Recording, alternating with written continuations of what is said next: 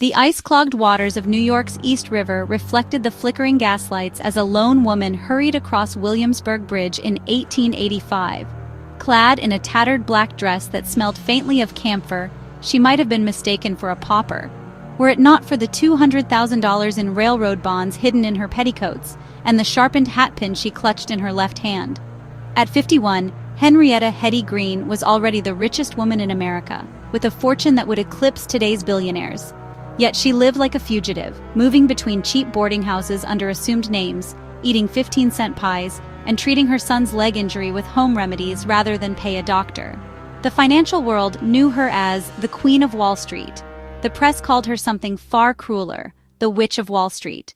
This is not the romanticized tale of a plucky female investor.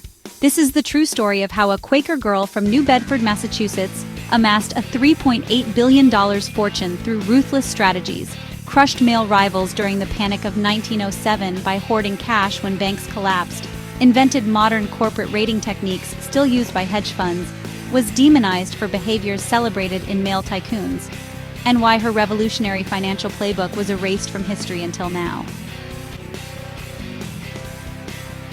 Young Hetty Robinson learned money's power through tragedy. Age 6. Watched her whaling merchant father trade human remains. Whale bones fetched $7/ton for fertilizer.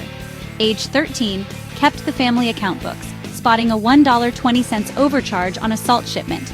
Age 20, inherited $10 million, today's $300 million, but had to sue her own family for control. Her early investments revealed a genius for contrarian plays. 1861, bought gold as others fled to bonds during Civil War, netting 200% returns. 1865, sold railroad stocks days before Lincoln's assassination crash.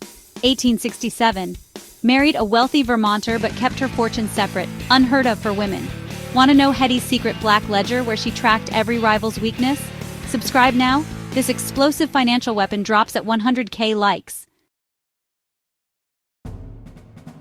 Hetty's true brilliance emerged during economic disasters. 1873, Depression. Bought Chicago real estate for pennies as others panicked. 1884, Crash. Lent $1.1 million to NYC at 6% interest when banks closed. 1907, Panic. Personally stabilized markets with $35 million in liquidity. Her tactics were revolutionary. The cash hoard kept $40 million in gold bars hidden across 17 banks. The squeeze play would loan to desperate bankers, then demand their best assets as collateral. The silent raid used dozens of male proxies to secretly accumulate target stocks. Yet male contemporaries like J.P. Morgan received praise for similar strategies that got Hetty labeled heartless. When she foreclosed on a church mortgage, the New York World wrote, "No widow or orphan was safe from her clutches," though Morgan had repossessed 5 churches that same year. The press obsessed over Hetty's eccentricities while ignoring her genius. Frugality. Her $3 daily food budget was mocked, though Carnegie ate similarly. Appearance. Papers called her shabby while praising Vanderbilt's dirty overalls. Motherhood. Criticized for treating her son's injury at home, though doctors later said she saved his leg. The unspoken truth? America couldn't stomach a female financier outplaying the boys' club. Hetty died in 1916, leaving $200 million, today's $5 billion. But her true impact lies in modern finance. Her cash hoarding strategy inspired Buffett's "Be fearful when others are greedy." Feminist economics proved women could dominate high finance generations before Wall Street allowed it. The hidden records, recently discovered ledgers show she secretly funded women's suffrage. Hetty Green proved money has no gender, only power does.